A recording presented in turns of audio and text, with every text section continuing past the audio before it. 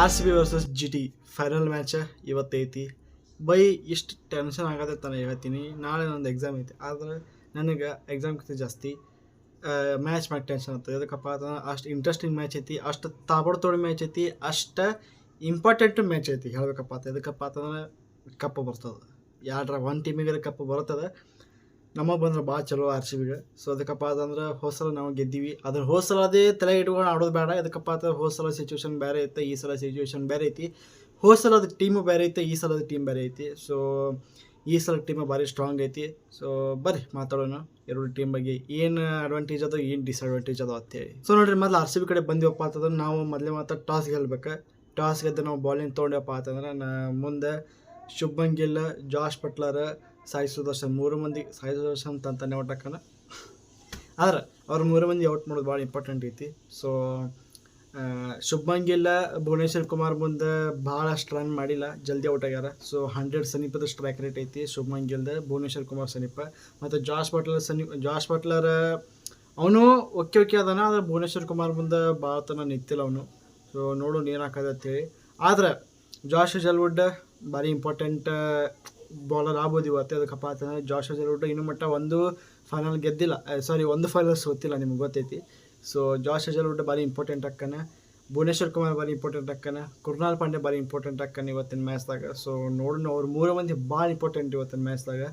ಹಾಗೆ batting side ಬಂದಿವಪ್ಪ ಅಂತಂದ್ರೆ ವಿರಾಟ್ ಕೊಹ್ಲಿ ಅಕಸ್ಮಾತ್ ನಾವು ಟಾಸ್ ಸೋತು ಫಸ್ಟ್ ನಮ್ಮ ಬಾಲಿಂಗ್ ಬತ್ತಪ್ಪ ಅಂದ್ರೆ ದೊಡ್ಡ ಚೇಸ್ ಭಾಳ ತನ ನಿಂತಪ್ಪ ಅಂತಂದ್ರೆ ನಾವು ನಮ್ದು ಮ್ಯಾಚ್ ಒಂದು ಸೈಡ್ ಐತಿ, ದೊಡ್ಡ ಒಂದು ರನ್ ಕೊಡ್ಬೇಕು.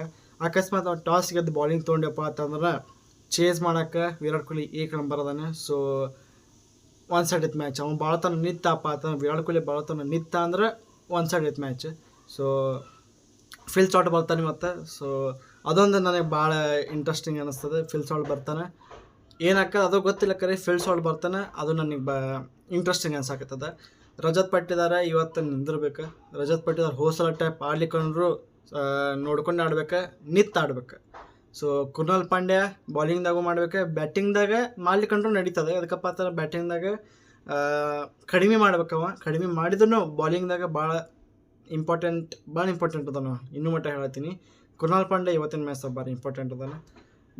ನೆಕ್ಸ್ಟ್ ವೆಂಕಟೇಶ್ ಅಯ್ಯರ್, ದೇವದತ್ ಪಡಿಕ್ಕಲ್, ಇವ್ರ ಇಬ್ಬರು ನಿಂತ್ರಪ್ಪ ಅಂತಂದ್ರೆ ದೊಡ್ಡ ರನ್ ಕೊಡ್ಬೋದು, ಮತ್ತು ಏನಂತಾರೆ ಚಲೋ ರನ್ಸ್ ಮಾಡ್ಬೋದು.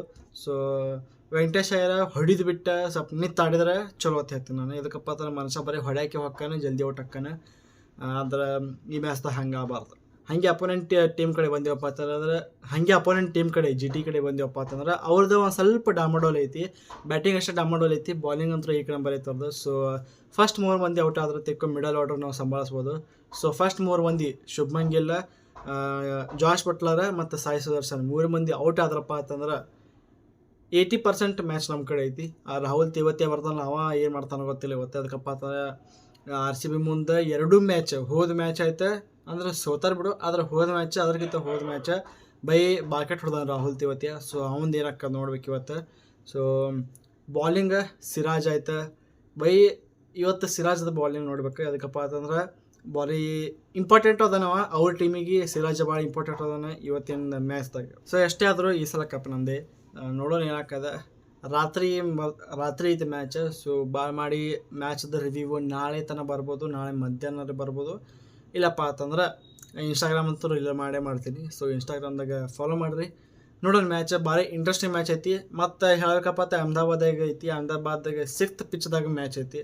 ಸೊ ಅದು ಭಾಳ ಒಂದು ಸ್ವಲ್ಪ ಕೈ ಕೊಡೋದು ಪಿಚ್ ಐತಿ. ಈ ಕಡೆ ಬಾಲಿಂಗು ಚಲೋ ಆಕೈತಿ, ಈ ಕಡೆ ಬ್ಯಾಟಿಂಗು ಚಲೋ ಆಕೈತಿ. ಸೊ ಎಲ್ಲ ಡಿಪೆಂಡೆಡ್ ಟಾಸ್ ಮ್ಯಾಗ. ಟಾಸ್ ಗೆದ್ದು ನಮ್ಮ RCB ಬಾಲಿಂಗ್ ತೊಗೊಂಡ್ರಪ್ಪ ಅಂತಂದ್ರೆ ಭಾಳ ಶಾಂತ ಹಾಕಿನ. ಸೊ ಸಿಗೋಣ ಮುಂದೆ ನೋಡಿದಾಗ, ನೋಡೋಣ ಮ್ಯಾಚ್ ಏನಾಕೈತೆ ಅಂತ ಹೇಳಿ. ಜೈ ಹಿಂದ್, ಜೈ ಕರ್ನಾಟಕ. ಮತ್ತೆ